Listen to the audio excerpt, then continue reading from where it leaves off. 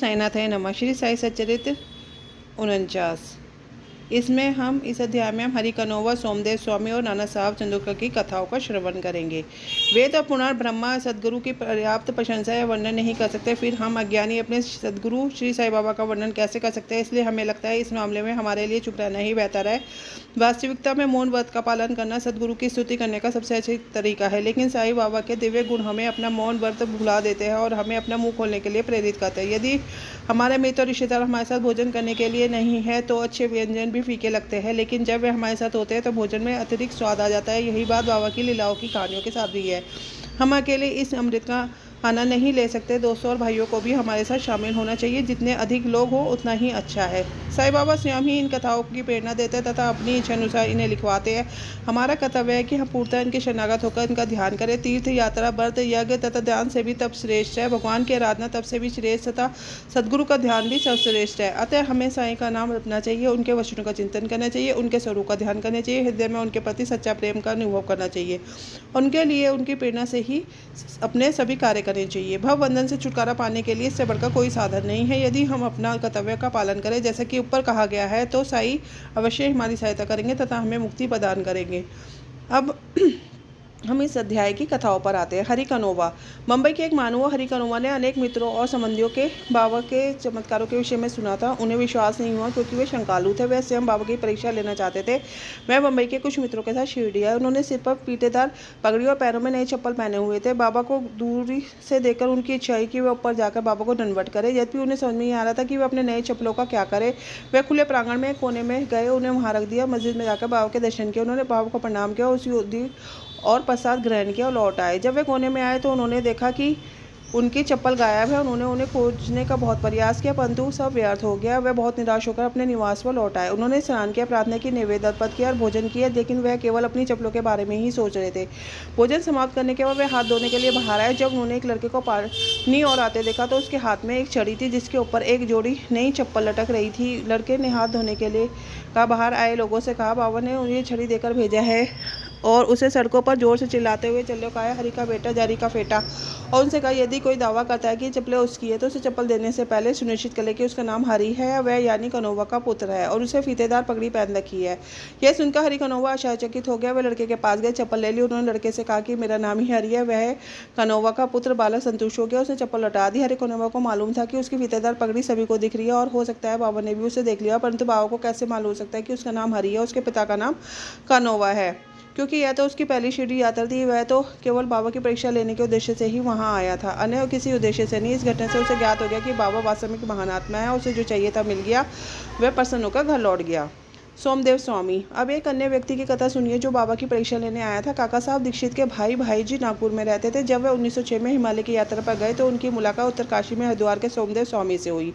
दोनों ने एक दूसरे के नाम और पते अपनी डायरियों में लिख लिए। 5 वर्ष पश्चात सोमदेव स्वामी नागपुर और भाईजी के अतिथि रहे। वहाँ पे वे बाबा की लीलाएं सुनकर प्रसन्न हो गए। उनके मन में शिरडी के जाकर बाबा के दर्शन करने की प्रबल इच्छा उत्पन्न हुई। उन्होंने भाईजी से परिचय प्राप्त कर लिया और शिरडी के लिए रवाना हो गए। जब वे कोपर गाँव पहुंचे तो उन्हें शिरडी के लिए एक तांगा दिखा। जैसे ही तांगा शिरडी के निकट पहुंचा तो उन्होंने शिरडी की मस्जिद पर 2 झंडे फहरते देखा। प्रत्येक संत का जीवन यापन भिन्न होता है और ब्रह्मा साज सज्जा भी भिन्न होती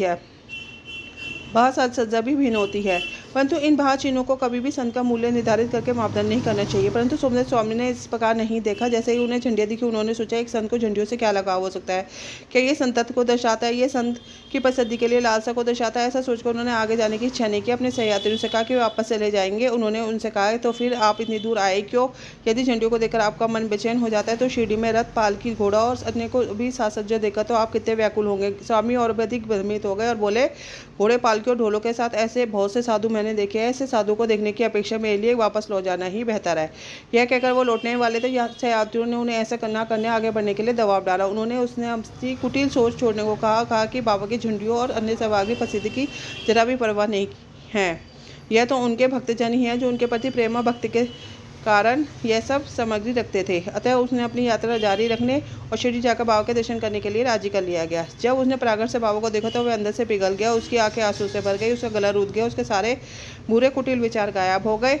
उसे अपने गुरु की कही बात याद आ गई, हमारा निवास विश्राम स्थान वह है जहाँ मन अस्वादिक पसंद और मोहित होता है। उसने बाबा के चरणों की धूल में लौटने की इच्छा की और जब वह बाबा के पास पहुंचा तो बाबा क्रोधित उठे, चिल्लाए लगे, हमारा सारा सामान हमारे पास रहने दो, तुम अपने घर लौट जाओ।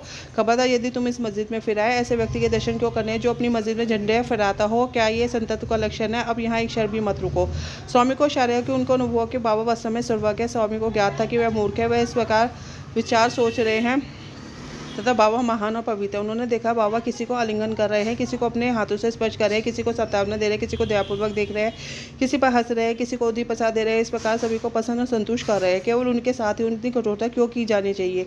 उन्होंने अनुभव हुआ कि बाबा का आचरण उनके आंतरिक विचारों का परिणाम है और उन्हें उनसे शिक्षा लेकर सुधार करना चाहिए।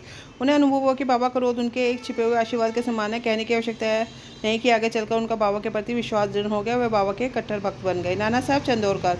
हेमान पर इस अध्याय का समापन नाना साहब चंदोरकर की कथा से करते हैं। एक बार जब नाना साहब मालसापति और कुछ अन्य लोगों के साथ मस्जिद में बैठे थे तो बीजापुर से एक मुसलमान सज्जन अपने परिवार के साथ बाबा के दर्शन के लिए आए।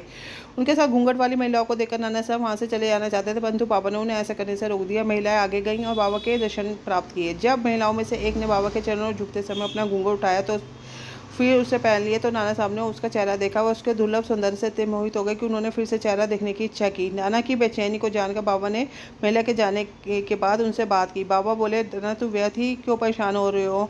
इंद्रियों को अपना काम करने दो, हमें उनके काम में दखल नहीं करनी चाहिए। भगवान ने ये सुंदर संसार बनाया, उसकी सुंदरता की सराहना करना हमारा कर्तव्य है। मन धीरे धीरे स्थिर और शांत हो जाएगा। जब सामने का दरवाजा खुला था तो पीछे के दरवाजे से क्यों जाना? जब हृदय शुद्ध है तो कोई कठिनाई नहीं है। यदि हमारे अंदर कोई कुविचार नहीं है तो हमें किसी से क्यों डरना चाहिए? आंखें अपना काम करती हैं तो तुम उसमें लज्जित और कांपना नहीं चाहिए।